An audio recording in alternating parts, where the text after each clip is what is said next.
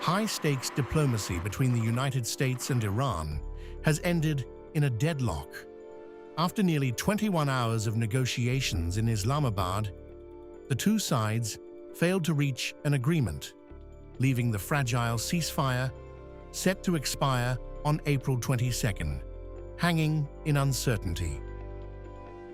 From Tehran's perspective, the collapse was driven by Washington's approach at the negotiating table. Iranian officials say, while some progress was made, key differences proved insurmountable. The American side, together with the Zionist regime, has committed an act of military aggression against the Islamic Republic of Iran for the second time in 9 months.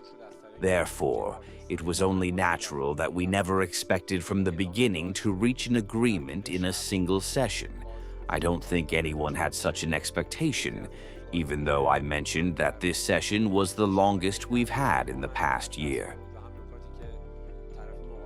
Another point to consider is the complexity of the subjects and the complexity of the conditions. Some of the new subjects this time were added to the negotiation topics, such as the Strait of Hormuz or the region.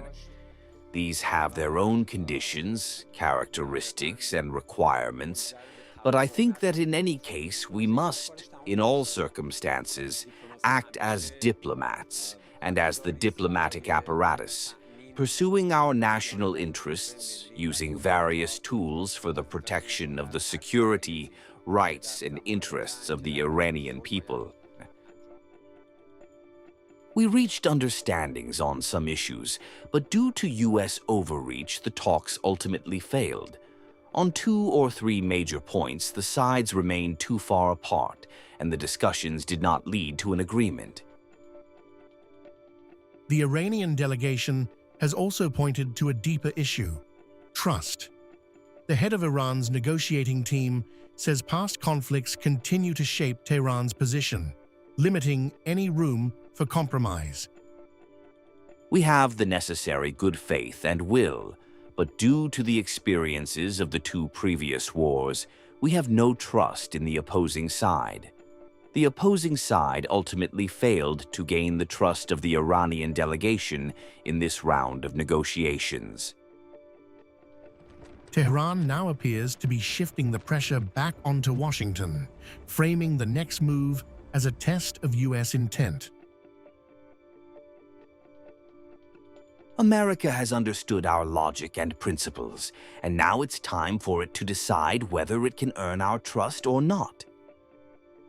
Iran also underscored that diplomacy remains only one track in a broader strategy, signaling it will continue to assert its position beyond negotiations. We consider diplomacy alongside military struggle, and we will not for a moment cease our efforts to uphold the rights of the Iranian nation. With both sides holding firm, the ceasefire now faces renewed uncertainty.